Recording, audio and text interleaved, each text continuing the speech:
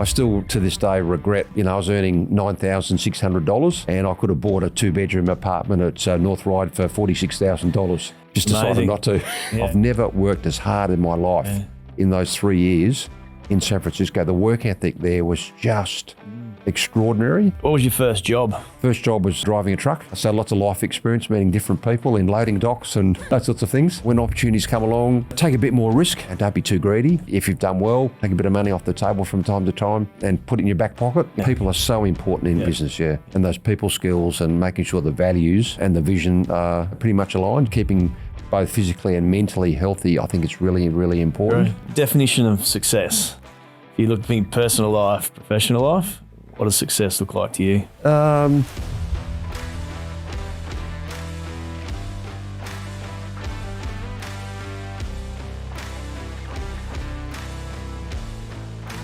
Private markets investments are investors can find some real value. I find the best way to learn is learn from someone who's done it before and given it a go. Hi, I'm Travis Miller, host of Grow Your Wealth podcast. Thanks for joining me here today. On these podcast sessions, we're going to talk through how certain investors have navigated the bumpy road of investing, whether it be through business or investments in general. Thanks for listening today. Welcome back to the Grow Your Wealth podcast, where we bring you insightful conversation with industry leaders. I'm your host, Travis Miller, and today our guest is David Wiadrowski. David has over 20 years of board-level exposure across the public, commercial and not-for-profit sectors with a focus on technology, telco and media industries. Central to David's career path has been his long association with PwC, who he joined as a graduate and took him to San Francisco and Jakarta. His multiple roles for the professional services firm, including being COO of the 500 mil Australian PwC assurance business from 2009 to 2014, and the lead audit partner for some of PwC's major clients, including Network 10, Seven West Media, and Aristocrat. Since 2017, David has built a board portfolio based on his audit and risk committee experience, which includes CEO succession, strategic development, M&A, capital raising, IPO, and business transformation. He currently sits on several corporate boards, including Car Group, Life 360, IPH, and U Media, and he's also on the board of Cambodian Children's Fund. Welcome, David. Great to be here, Travis. Thanks for having me. Thanks for coming on. We tend to just start with something relatively easy.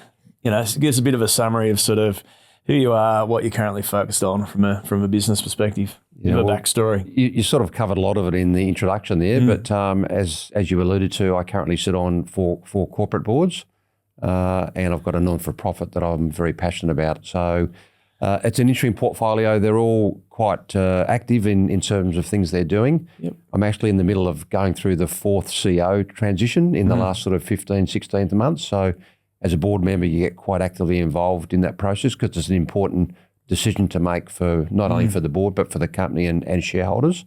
So play quite an active role in that, and also been through 2 CFO transitions, which probably play a more active role in that. It's a fair bit of travel involved in the boards, going off to Korea on Saturday. Car Group's got an interesting business in Korea, so that's going to be exciting. I've actually not been to Korea, even though I lived in Jakarta for 5 years and spent a lot of time traveling around Asia. I never actually got to Korea, so very excited about that. Added a few days before and after the the formalities of the board meeting, and so very much looking forward to that. So very much enjoy my board portfolio. Outside of the board portfolio, try and keep healthy and active. I think I feel I've sort of looked after the vessel a bit more, sort of post finishing up at PwC, because I think as you get older, it's important to remain physically active as well as mentally active. And do a bit of water skiing, a bit of snow skiing, try and play a bit of golf, trout fishing. It's become sort of a bit of a passion. So do that once or twice a year with a very long-standing friend of mine in New Zealand. And I've got a couple of grandchildren that I get involved in from time to time. So yesterday I had a full day of babysitting my 2 grandchildren, which is quite fun, but obviously quite challenging because they're quite active, but very much enjoy it. That's great. So let's just touch on a couple of those things. I like your 2 days before, 2 days after. I was explaining when you have these work trips, I was explaining to a young fella, I went up to Singapore and Hong Kong, and I said every trip, try and plan 1 or 2 days at the start, 1 or 2 days at the end, because you work hard while you're there during the week. If you're going to travel that distance, you may as well have a couple of days to yourself to have a look around because it's sort of, life's short. Correct. Yeah, totally agree. And I think as also starting to understand the culture of those countries where, the corporate boards have got businesses, I think it's an important part of that. And there's a personal sort of social piece of it as well. I've got one or two friends up there, so we've organised for one of them to look after me one afternoon, one evening. So we'll probably see a different part of Seoul. That's great. Maybe some of the nightlife. It's perfect. Go to some of the bars up there and enjoy that part of the life up there, but also just have a wander around the city. I don't really, as I said, I don't have much knowledge of Seoul as a city, but everyone says it's a very large city, 27 million people, so lots to see. And obviously people that have been there before have made lots of recommendations of places and parts of the city to go to. So very much looking forward to it. I watched Eugene Levy's visit to Seoul a couple of weeks ago. It was a documentary just about the K-pop. So you might have to get involved in that. Yeah, well, I enjoy karaoke, but being an observer, not necessarily an active participant. Yeah. I think if people ask me to sing, they'd be asking for Sounds of Silence. So, yeah. Fair enough. I mean, I don't know Korea that well, but Singapore and Hong Kong I know quite well. And from a business perspective, the networking that happens after work, they're a little bit like Australia. They're social places. We have lunches, beers, dinners. Yeah, correct. And a lot of the networking does happen, post 5 o'clock. So I would guess Korea is similar, but I'm not that familiar with that market. That's what I understand. Yeah. And having spent a lot of time in Asia over the years, I mean, that sort of networking, lunch, dinner is really, really important. So when I was in Jakarta, I had one client there that they were a contract manufacturing company for a number of the major global sports shoe companies. Okay. But they also had a Hunan Chinese restaurant. Yeah. And they always insisted that we did the meeting at sort of 3 o'clock in the afternoon for 2 or 3 hours. And they always took us for dinner at their restaurant because they saw that as an important part of the relationship. So, we tried to reciprocate, but they were always pretty adamant that we had to go to their restaurant. We did have some interesting dishes when we went there, but it was just a great experience. And as you say, Travis, it's an important part of relationship building, particularly in Asia. So and then just another point you brought up earlier about that you've done I think 4 CEO transitions, and I'm sure it varies by situation. Are most of those driven by the CEO or by the board, or is it just a mutual thing? Or is it how long's a piece of string type thing? Yeah, it's probably a combination of both. I think probably 2 of them were their own choice, deciding that it was time to do something different. Yep. And 2 of them were probably more board driven, where we felt that the performance of the CEO probably wasn't where we wanted it to be. So interesting conversations on both sides there. I mean, one of them probably was a well-planned one, but probably happened a little bit more quickly than we anticipated. Yep. But it's an important part of being on the board that you've got a CEO, and sometimes you've got to make those hard decisions. If they're not performing, then dare I say it, you've got to move them on. Yeah, because in the end, you can't avoid those hard conversations, and you've got to make sure that you're looking after the company, the employees, and obviously ultimately the shareholders. So makes sense. Okay, back to a little bit lighter now. Can we go? How about your education? So where'd you go to? I went to school at Newington. I was pretty much a lifer there. Started in grade 1 and went through to year 12. So Newington had a preparatory school at Linfield. Our family lived on the North Shore at Pymble. Yep. And then the high school was over at Stanmore. So, we used to travel on the train in the morning or all the way around to Stanmore. In the latter years, there was a few distractions on some of the stations with some of the girls' schools. So you'd go on the train a bit earlier so you could get off at North Sydney and talk to some of the girls there, or get off at Gordon and talk to some of the girls there. And we'd scramble out of school at 3 o'clock to make sure we got the 3:20 train from Stanmore, which again, when we weren't going to sports practice, we could meet some of the girls on the stations in the afternoon. So, part of that life of growing up, Sounds like experience. Yeah, fabulous. Yeah. And how'd you go in year 12 with those distractions? Did you do okay? Well, in the end, partly because I sort of played a lot of sport in year 12 and I had the privilege of being school captain, probably study wasn't my priority. So even though I got into a commerce degree, I decided to postpone that and ended up repeating the HSC at North Sydney Tech. Gotcha. I didn't do much better the second time round because I always had an aspiration to be a vet. Yeah. I loved animals, and that was my aspiration, but didn't get enough marks to get into it. But had a really good life experience at North Sydney TAFE. Yeah. Met a whole bunch of interesting people that varied from people my age to people in their late 50s and 60s that wanted to go to university and so came back to do the HSC to then get entrance into university. And so it was just a good life experience for me. Yep. But in the end, ended up going back and doing that commerce degree that I had deferred. Yep. And then did that for 3 years. Again, enjoyed university life and Thursday afternoon on the village green at Kensington at University of New South Wales when they had live music playing and a few beers, and that was sort of part of university life. And so I wouldn't say my academic record at university was fantastic, but luckily PwC took me on. And even though I had to take another 6 months to finish my degree, they were quite accommodating, and PwC was fantastic to me. So looking back at that, do you think PwC took you on as a grad? Sounds like probably wasn't because of your marks. They took you on because of your personality, extracurricular. So were they just taking a balanced approach to who they brought in as grads? Basically? Yeah, and very much so. And it was interesting having been there over the years and having been involved in recruitment. At certain times they did change the profile of the graduates they were trying to attract, and at times went to more academic results. And I just think we went through a stage where we had recruiting the wrong people.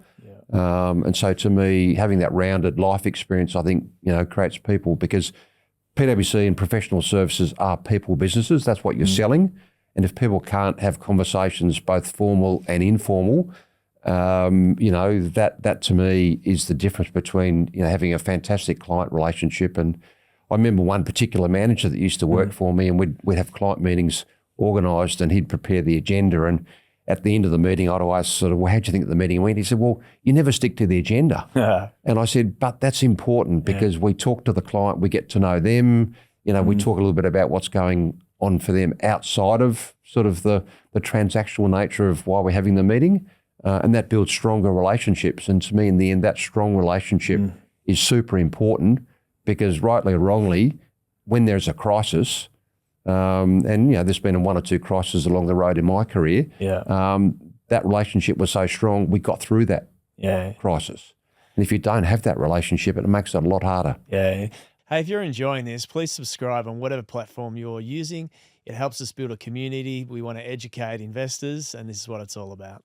I think in the investment banking world, there was a number of years where they were just hiring the kids that got 99s and they got HDs at uni. And I think it was a bad approch. I think it happened for a number of years. Because I look back at probably and I remember this because I was at the Tumbiumbi butcher on the weekend on the Central Coast. And there was a young kid from Tumbiumbi, went through sort of the local sort of high school, went to uni. He's now in the UK having a very successful banking career. He probably wouldn't have been hired in the traditional method of just taking the highest marks. Correct. He sort of came through with a rounded type personality, kind of Central Coast country kid type personality, and has had a great career. And so it's so critical that you need the geniuses, right? Correct. Someone's got to do the genius work. But you definitely need the relationship types that can navigate a difficult situation, think on their feet, street smart, seen lots of different environments and different personalities. Yeah, no, I totally agree. And it's just interesting seeing some of the people that came in that were probably not your typical type graduate that you would recruit, but the firm, backed them and brought them in, and they've moved on, and a couple of them have got very, very successful roles outside of the firm, in CEO roles, in growing businesses, in hospitality. So, some have gone into investment banking, others in other industries, but they've just been very successful. But they're very rounded people. I like it.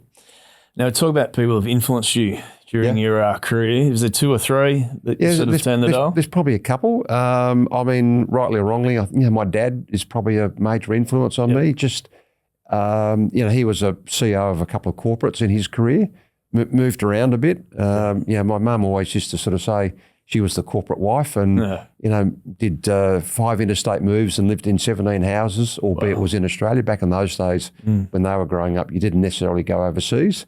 But, my dad was just very humble, very understated, but just a strong leader. And watching him, we used to get dragged along to a few corporate functions and Christmas parties, and observing my dad get up and sort of do the end of year speech, and just watching him, walk around and talk to all of the people, not just the senior leaders, but go and talk to some of the people that had pretty basic roles in the businesses where he was the CEO, and that to me was just an inspiration. And the way he did that and connected with people was a real thing that inspired me.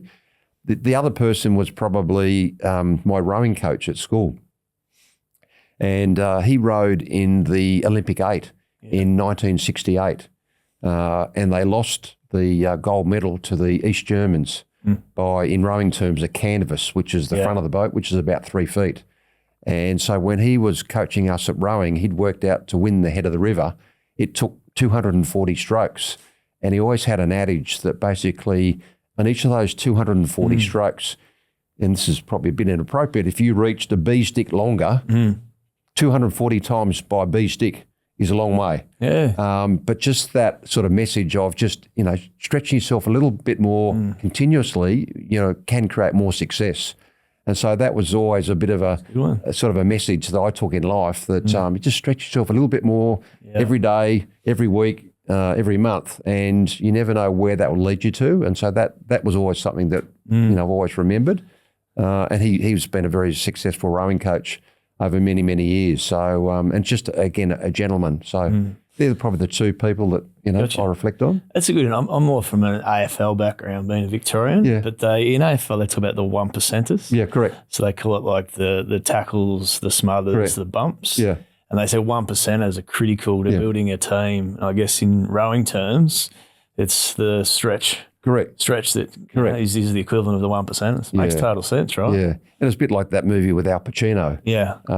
Just give that 1 inch. You're going to support the guy next to you with that extra 1 inch. Yeah. Yeah. So. Now, what about a couple of pivotal moments in your career? Because I think a lot of people, younger people, aspire to have careers overseas. And so obviously you spent time in 2 different overseas locations. Was that internal transfers? You drove it? What was it? I think the San Francisco one was that I had been given the opportunity to go and do a training course in the US. And I think that was recognition that, I had been seen to have potential. So I went and did a 2-week training course in Florida with a group of senior associates from PwC in the US, and there was three of us from Australia had been selected to go over 3 different courses. And so just having spent those 2 weeks there, it just inspired me to do something different. And I'd been with PwC for about 3 years, starting to get a little bit unsettled. And, did I want to stay in professional services longer, or was it time to go to the corporate world? A couple of clients had sort of put out feelers, David, do you want to come and join us? And I came back and I was working for a partner who was on transfer from San Francisco. Yeah. And sat down with Roger and said, Roger, I've just had these 2 weeks in the US. I've done a bit of traveling. The US just seems to have tickled my fancy. And he says, well, if you want, I can get you a job in San Francisco. He said, how serious you are? And I said, I'm interested. Yeah. So he said, well, let me make a phone call. So he literally picked up the phone, and then 4 weeks later, I was in San Francisco. And, certain people give me a hard time about this, but, at the age of 26, I was still living at home. Hadn't moved out. I spent a lot of time, I was involved in the Palm Beach Surf Club, so I spent a lot of weekends.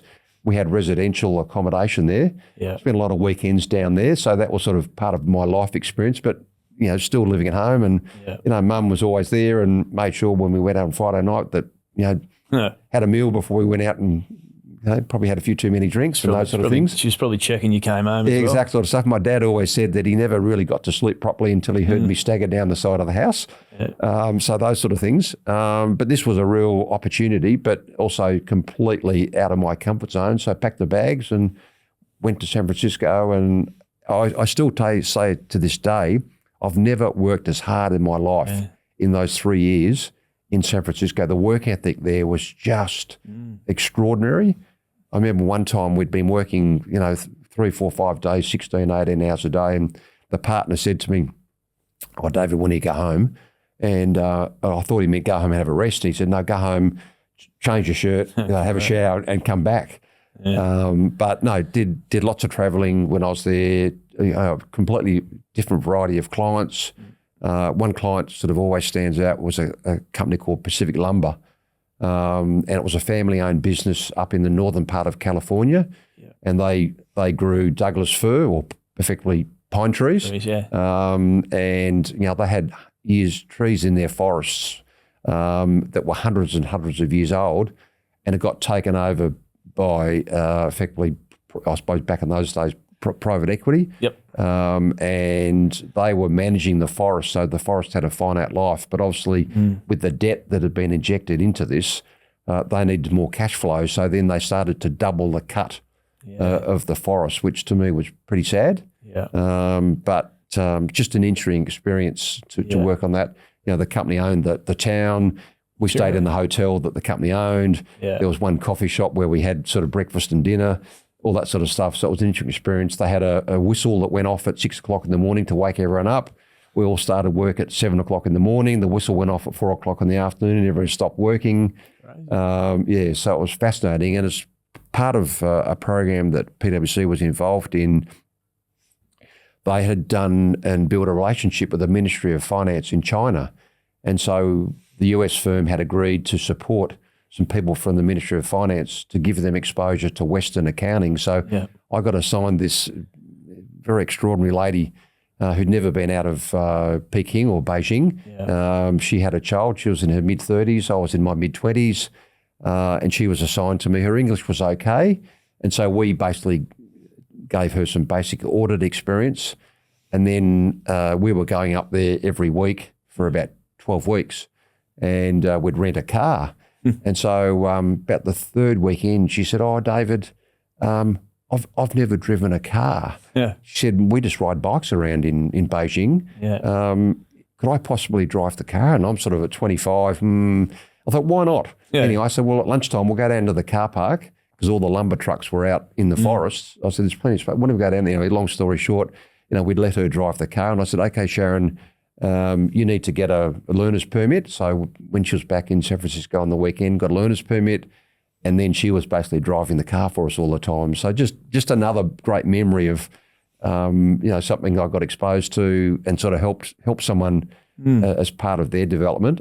She loved it, and it was just a fantastic experience. No crashes? No crashes. That's not that I'm aware of. Obviously a good instructor. Yeah.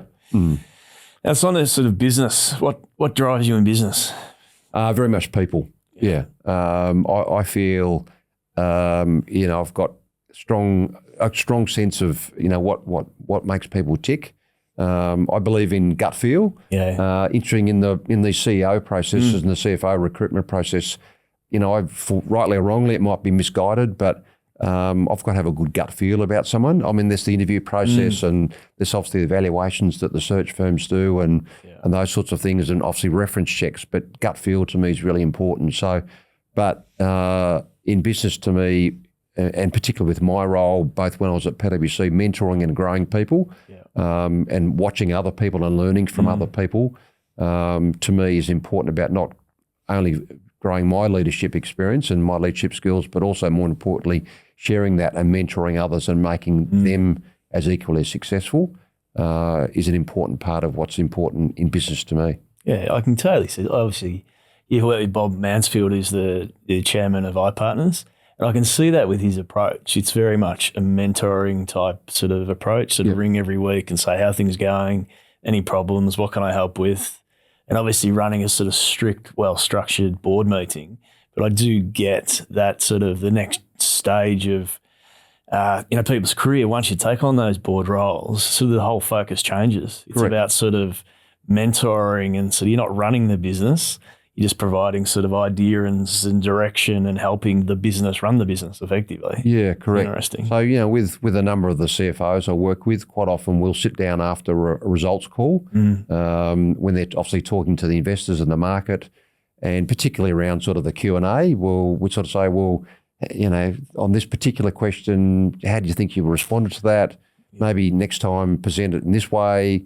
So again, just helping them learning from their own experiences, but at the same time, they don't necessarily always agree with the feedback. And so that to me, that there is a two-way conversation and it's open, and they don't have to necessarily take on board all of the feedback, but generally they're welcoming and looking for that feedback. So, hey guys, I hope you're enjoying this episode. If you want to learn more about alternative assets, there's a book here you can read, How You Grow Your Wealth with Alternative Assets. Now back to the episode. And now sort of looking at, I look at your career, you were inside the organisation, and then now you're sort of on the boards and you're working with a lot of entrepreneurs. What advice would you give to someone looking to sort of jump out of sort of like a PwC, be an entrepreneur, start their own business? Any sort of tips, anything you've come across in your journey? I mean, I think a couple of things. One is to have a plan, but maybe not a rigid plan. Obviously, the plan's got to be a bit agile, but make sure you've got a plan. I mean, one of the key learnings for me, I mean, sort of stepping away from that question, Travis, is that when I was thinking about moving out of PwC, I had an executive coach, and he and I talked about it, and he made sure that I had a plan in the 2 years prior to finishing at PwC. Gotcha. And we did a simple 2x2. You know, there was a bit about mental, a bit about physical, a bit about spiritual, and also fun. And we just sort of mapped out 3 or 4 key priorities in that. And so in that 2-year period when I was transitioning out of the firm, he held me accountable to that. So to me, one of the messages would be have a plan, but a plan that's agile. 2, be very passionate and driven about what you're doing and hold yourself accountable. And 3, I think the people you're working with, make sure they're people you can work with, they're people you can trust, but you've got not necessarily the same vision, but your vision has, a degree of pretty good alignment. I got involved in a startup, and it was with an old work colleague, but in the end, there wasn't alignment between where he wanted to take it, and he was the CEO and I was the chair of an early stage startup business, and in the end, it didn't go where I wanted it to go, and I stepped away because we just weren't aligned, and he took it in a different direction, and then he, in the end, we ended up moving him on. So just because there wasn't that alignment, which was kind of sad.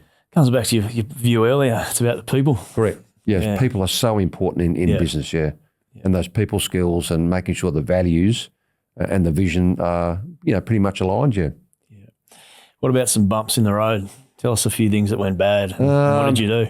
I mean, going back to my PwC day, there's been a couple of challenging client situations there.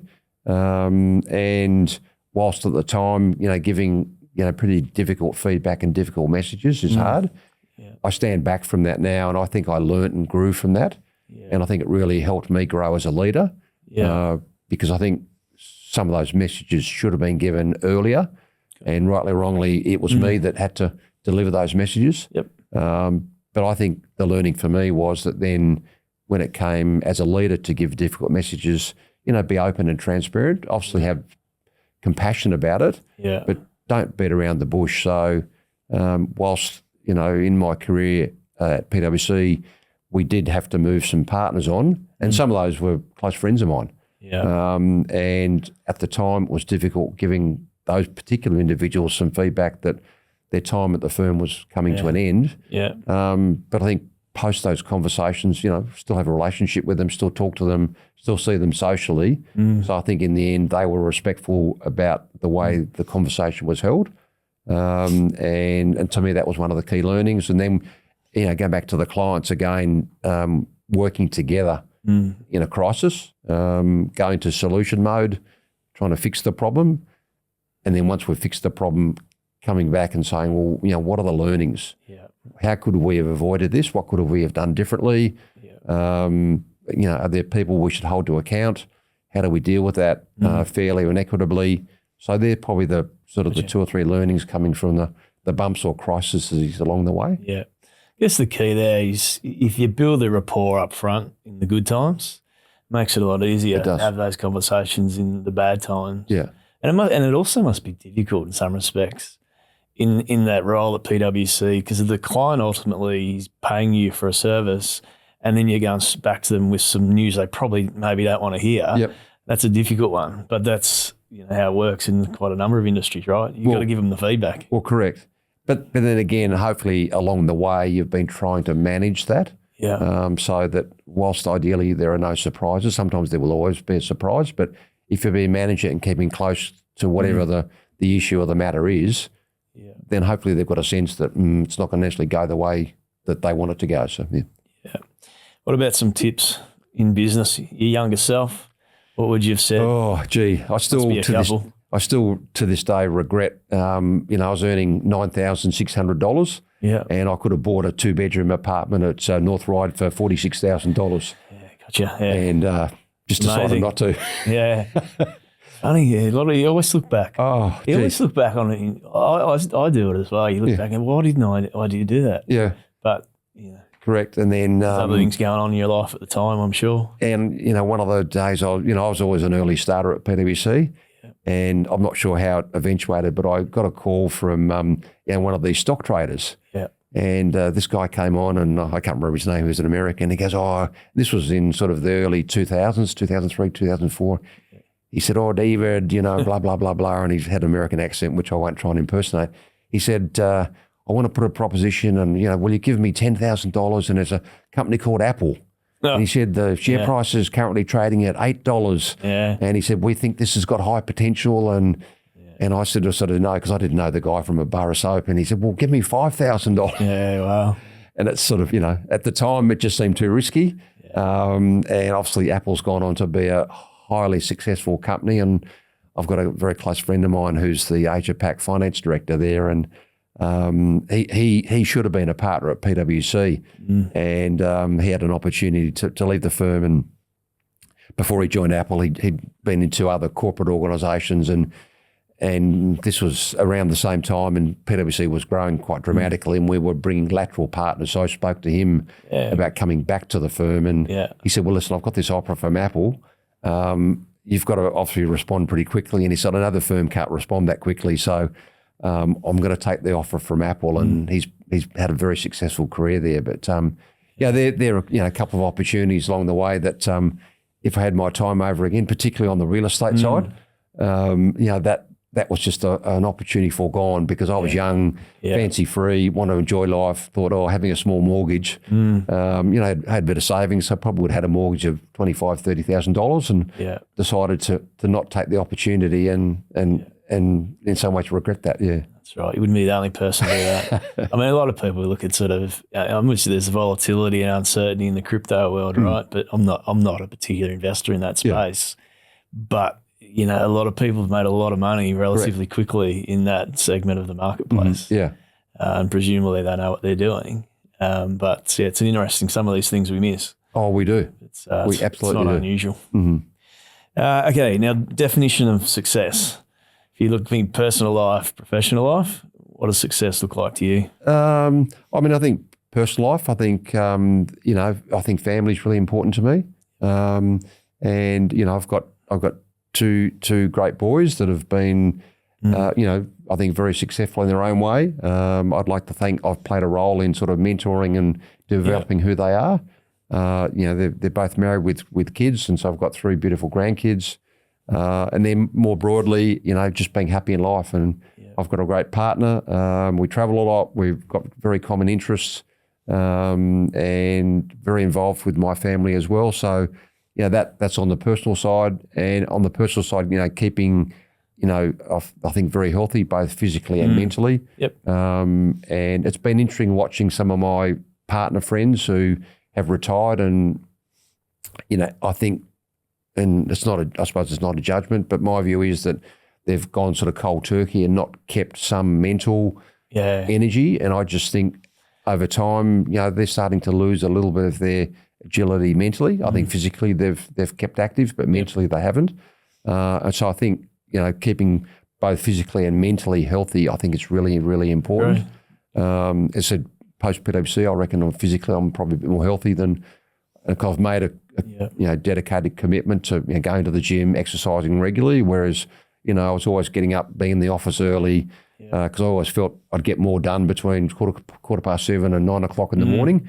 And then you had all the meetings and phone calls and lunches and dinners and that sort of stuff. So, on the physical side, made a real commitment to trying to stay a bit healthier. And then in business, again, making a contribution in an effective way across all of the boards. I would regard myself as a sort of a hands-on director, so spend time in the business. It's not just sort of doing the governance sort of director, sit on the sideline. So where I think it's appropriate, lean in, and not just, my sweet spot is probably on the finance, audit, governance side, but also lean into some of the operational areas on the sales side, on the operations side, and again, try and connect people. So between some of the boards I'm involved in, I've connected people. So, a couple of businesses we're in the process of putting new HR systems in, new payroll systems. So if we're thinking about putting the same payroll system in as it exists at one of my other boards, we'll get the people to talk together. Climate change is quite topical. So each of the boards, we're on a journey around climate change and climate change reporting. Interestingly, across my 4 boards, climate change is not a huge issue, being sort of tech and media. But again, connecting people there just to share and collaborate what we're doing. AI is another area where, Life 360, and having been in the US last week, I think the US as a country is far more advanced than we are as a country here on AI, and I think we need to probably pick up our game on AI here. Life 360, for example, we've got effectively an agent doing most of the accounts payable process. So there's not much human intervention in what we're doing in terms of paying suppliers. And I just think that's an opportunity that we can replicate here pretty quickly. So connecting the people in finance with the Life 360 team just to share that experience. And I like that connecting part. And it's not just within the boards, just connecting people outside of that, particularly rightly or wrongly, I spent a bit of extra time with females that are trying to build a board career.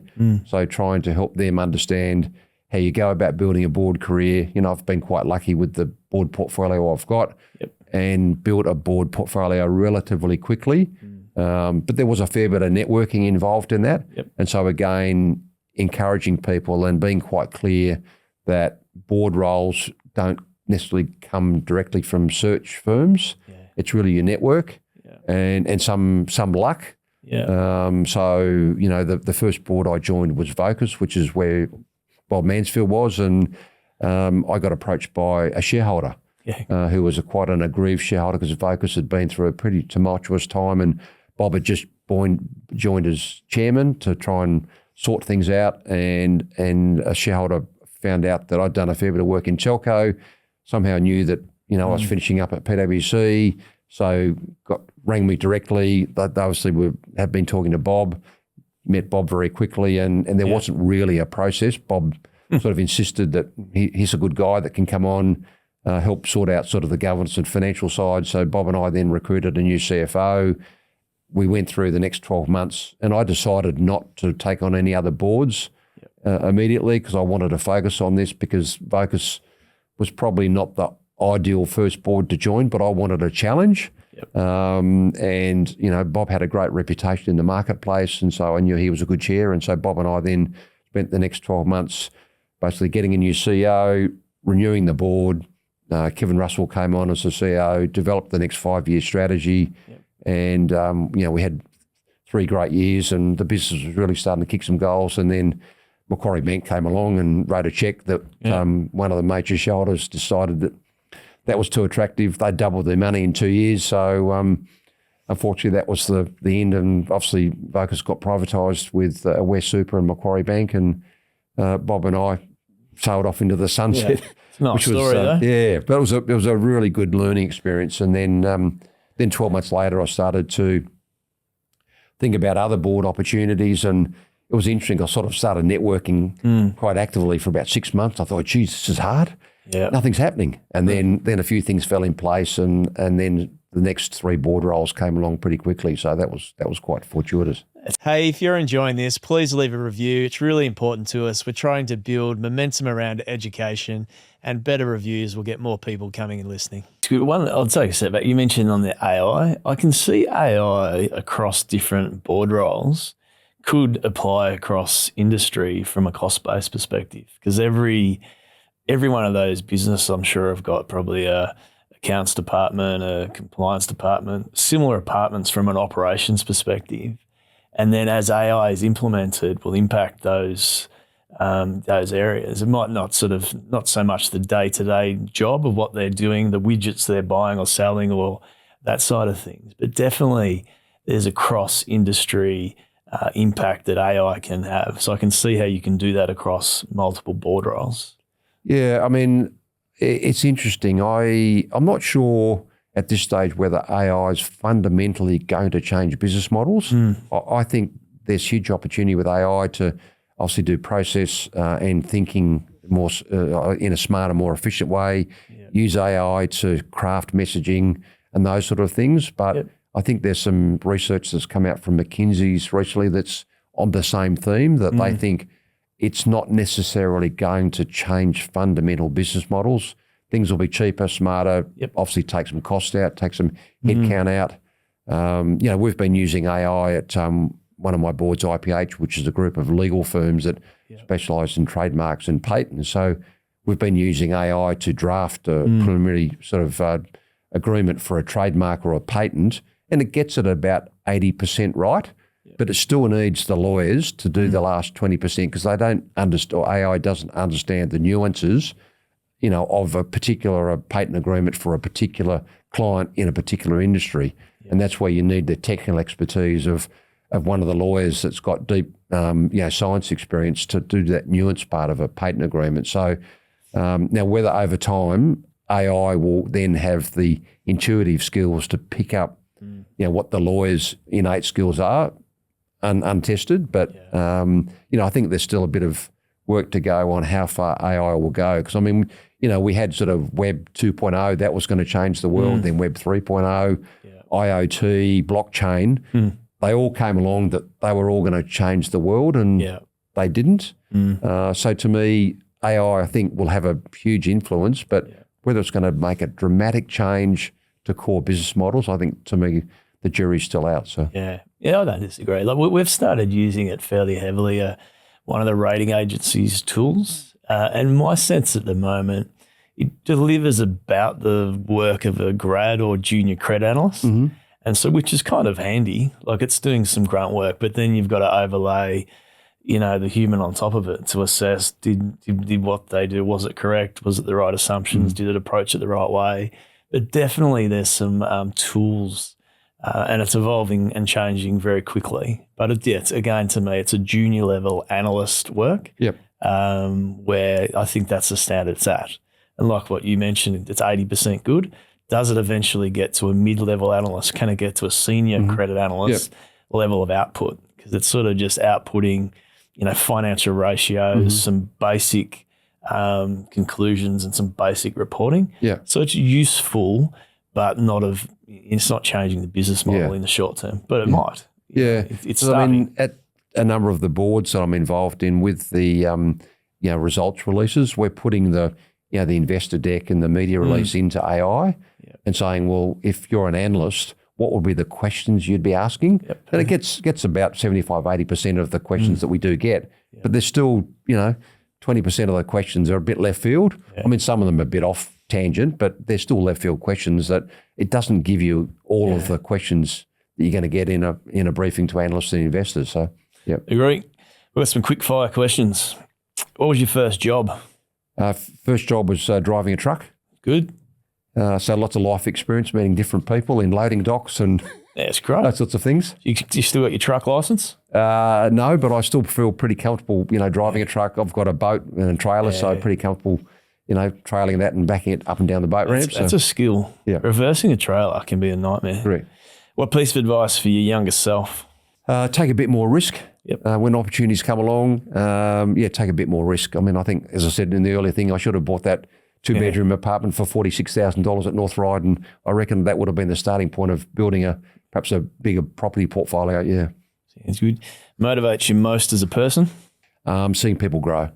Spending time with people and watching them grow, and hoping and thinking that I've had some influence in terms of their growth. Perfect. Tips for driving long-term wealth? Make sure you spend time on it. I probably, in some ways, regret a little bit along the way at PwC. I probably invested too much of my time being a partner at PwC and didn't necessarily spend enough time, investing in my own wealth.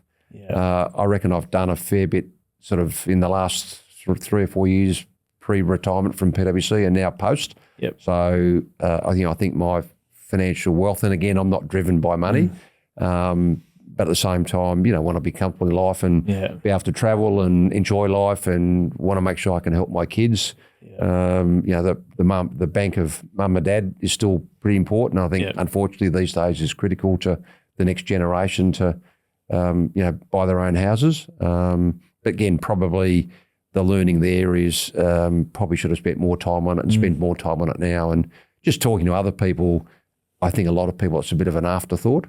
And don't spend enough time on it. Yeah, I think that's a critical one. I don't particularly know anything about horse racing, but I've got a few mates that do, and they spend a lot of their time following the horses, following the trainers, following the jockeys. So they allocate a lot of time to horse racing, and they're reasonably good at betting. Yeah. It goes the same for your own investing. If you're not allocating time to understand what's out there, learning what's available, making decisions, talking and networking, it's a hard one to suggest that you can drive long-term wealth unless you're putting in some effort. Yeah. So I reckon that's a great one. Yeah. Biggest mistake you see people make, when it comes to building wealth, and why? Oh, I think again, just not making the time. Yeah. Yeah. You've got to make that time. Whether you need a financial advisor, if you're not, if you don't feel comfortable with it, get a financial advisor and get some help. But if you're reasonably financially astute, then just making the time to plan and regularly be reviewing your own financial position and making some decisions. Sometimes you'll get those decisions right. Sometimes you get those decisions wrong. I remember talking to a friend of mine, and we'd both been watching A2 Milk, and we went into A2 Milk, and A2 Milk share price took off, and we started talking about it. He says, I think it's time to take a bit of money off the table, and I chose not to. Yeah. He took some money off the table, and then next minute the share price tanked. That's one small example, and sometimes you can get the timing right and the timing wrong. But again, that was probably a learning that don't be too greedy. And if you've done well, take a bit of money off the table from time to time, and put it in your back pocket. It's a bit like going to the casino. I'm not a big gambler. And, on the odd occasion when I've gone there, I've had $50, and if I've got $100, I'll put $50 in my back pocket. So I know after that, if I lose the $50 of winnings, then, I've had a bit of fun. But I'm still, not behind. So. Perfect. You've touched on this a bit, but when you're not working, how do you spend your time? Bit of skiing, bit of gym? Bit of gym time, bit of snow skiing, bit of water skiing. I've become quite passionate with this close friend of mine on trout fishing, so I love that. Good. Just being out in the hinterland, no mobile phones. We've got a satellite phone. The guide's got a satellite phone if we have a problem, but just being out in the hinterland and just having a bit of thinking time. So we share the guide, so one of us fishes and the other one just has to sit and wash, and they can just sit on the side of a beautiful river in the hinterland of the northern part of the South Island, New Zealand. That's where we fish, and just magic. Come back very re-energised after that week, and try and play a bit of golf. Love to travel, like to explore new cities. Going back to AI, we're going on a sailing trip through the Greek islands next year. So AI has pretty much planned the whole trip. We need a 14-day island trip through the Cyclades, which is to the east of Athens. So it's done the 14 islands we're stopping at. Then we've gone in and said, okay, well, give us 2 or 3 restaurant recommendations. Done that. Give us the 2 or 3 sightseeing things we should do. It's given us that. What's 1 or 2 odd things? And it's given us that. So it's just been fantastic. So that's probably a business that will get disrupted, which is the travel industry business. So, but hopefully the travel agents embrace it as well, because they need to protect their business model. So, totally agree. Thanks for making time. A pleasure. Really appreciate that. Really enjoyed it. Thanks, Travis. If you're interested in connecting with David, you can do so on LinkedIn. We'll include the link in the show notes. Really appreciate it. Thanks for coming. Travis. Cheers. Thank you. Hey, if you're enjoying this, please leave a review. It's really important to us. We're trying to build momentum around education, and better reviews will get more people coming and listening.